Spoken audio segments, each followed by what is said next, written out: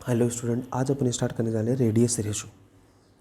सबसे इंपॉर्टेंट चीज़ ये होती है, बहुत इंपॉर्टेंट टॉपिक है सॉलिड स्टेट का। ये शायद चौथा है पांचों पार्ट अपने रेडियस रेशो बना रहे हैं। रेडियस रेशो क्या है? रेडियस रेशो क्या होता है? रेशो का मतलब समझ में आएगा, अनुपात होगा। किसका किसका रेशो होगा? रेडियस ऑफ केटाइन का अपन रेडियस ऑफ एनाइन का रेशो होगा ऊपर। या अपन रेडियस ऑफ केटाइन, केटाइन को अपन क्या मान सकते हैं? केटाइन को अपन मानते हैं एक वॉइड, केटाइन को एक वॉइड मानते हैं और आर नेगेटिव होता ही है। रेडियस रेशियो का जो अनुपात आता है वो रेडियस रेशियो का अनुपात क्या होता है? रेडियस रेशियो 0 से लेकर 1 तक हो सकता है, 0 कुछ से लेकर 1 तक हो सकता है। उस रेडियस रेशियो के हिसाब से अपन टाइप्स ऑफ वर्ड देखते हैं, उसके अनुसार अपन कोऑर्डिनेशन नंबर निकालते हैं। इसके आधार पर अपन न्यूमेरिकल्स भी होता है, बहुत अच्छे अच्छे न्यूमेरिकल्स भी बनते हैं। न्यूमेरिकल्स पार्ट में अपन इसके बेस पर अपन न्यूमेरिकल भी करेंगे, इसके बेस पर अपन क्या करेंगे? न्यूमेरिकल भी करेंगे। इसके बाद में छोटी छोटी चीज़ें होती है, जैसे कि केटाइन का साइज़ इंक्रीज़ होने पर या वर्ड का साइज़ इंक्रीज़ होने पर रेडियस रेशियो इंक्रीज़ होगा। वो क्यों होगा? जैसे कि अपन देखते हैं, सबसे इंपॉर्टेंट बात इसकी थ्योरी रीड करते हैं। इसकी थ्योरी रीड करते हैं अपन ने। सबसे पहले थ्योरी रीड की जिसमें अपन ने पढ़ा, it is the ratio of radius of cation और रेडियस ऑफ एनाइन। इसका ये फॉर्मूला हो गया, इसका ये क्या हो गया? फॉर्मूला हो गया। इसके बाद में अपन ने देखा similar size charge the anion goes to void. अपन को पता है कि केटाइन जो होता है, जो केटाइन होता है वो क्या करता है? वॉइड में जाता है। तो इन दोनों की साइज भी अपने क्या मानते हैं? सेम कंडीशन कंसीडर करता है। इन दोनों की साइज भी अपने क्या करता है? सेम कंसीडर करते हैं। यहाँ पर लिखा हुआ है, since the similar size of charge the ion goes to void while bigger size A9.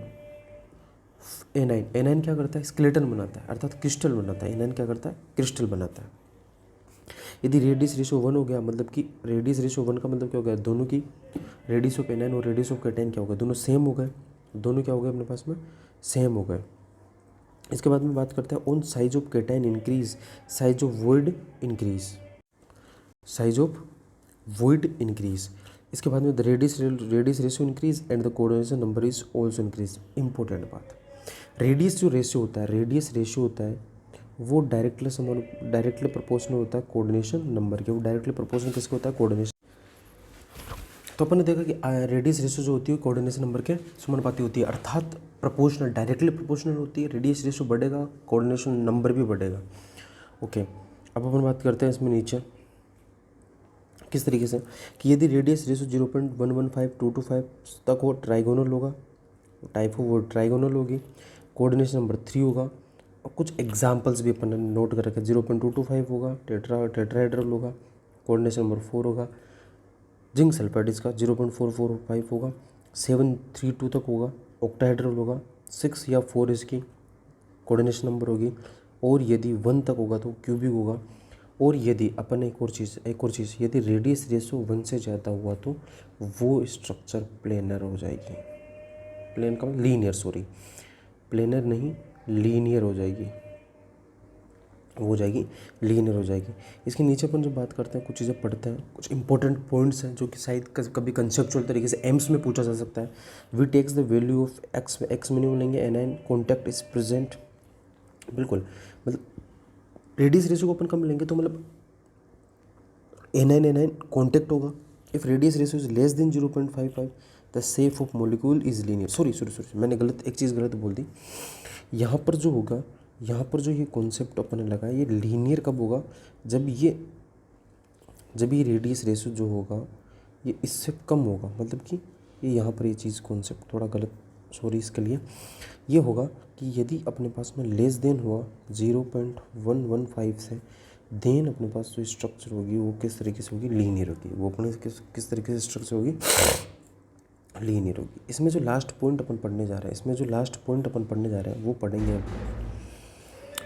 When we need to find the value of minimum radius of cation as minimum size of void. अपन ने पहले पढ़ा cation और void दोनों की size क्या होती है? सेम होती है, R plus and R minus as x minimum. When we need to find the radius of anion then also we put R plus as x minimum. When we find to value, यहाँ पर find to double बार लिखने में आ गया, इसको काट देते हैं यहाँ से। We find the value of mean maximum red है कैटाइन और maximum size of would, then we put R maximum, R maximum. ये फाइनल हो गया इसका काम। अपन ने 4-5 पार्ट पढ़े जिसमें अपने रेडियस रेशियो तक कुछ कंप्लीट किया है, रेडियस रेशियो तक कुछ कंप्लीट किया है। इसके बाद में अपन लेटिस एनर्जी के बारे में पढ़ेंगे। लेटिस एनर्जी के बाद में अपन बोल एंड इक्वेशन के बारे में पढ़ेंगे। उसके बाद में अपन एक्स-रे डिफ्रैक्शन के बारे में पढ़ेंगे। उसके बाद में अपन ब्रेग्स इक्वेशन पढ़ेंगे। इसके बाद अपने पास में सोलिडिसिटी कंप्लीट हो जाएगा। उसके बाद अपन स्टार्ट करेंगे इसके क्वेश्चंस। अलग अलग स्ट्रीम के अलग अलग क्वेश्चन होंगे, नीट के अलग क्वेश्चन होंगे, जेईई मेंस एडवांस के अलग क्वेश्चन होंगे, जेएम के अलग क्वेश्चंस होंगे, जेएम एनआईटी किस तरीके से होता है उनके अलग क्वेश्चंस होंगे।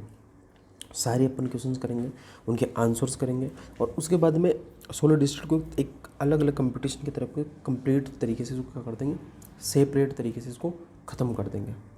सेपरेट तरीके से अपन इसको क्या कर देंगे, ख़त्म कर देंगे। इसके बाद में अपन नेक्स्ट जो चैप्टर स्टार्ट करेंगे वो करेंगे कोऑर्डिनेशन केमिस्ट्री। सबसे इंपॉर्टेंट क्वेश्चन, सबसे इंपॉर्टेंट टॉपिक होता है जहाँ से मोस्ट ऑफ बहुत इंपॉर्टेंट क्वेश्चंस बनते हैं, जहाँ से क्या होता है मोस्ट इंपॉर्टेंट क्वेश्चंस बनते हैं। Okay, thank you, good bye.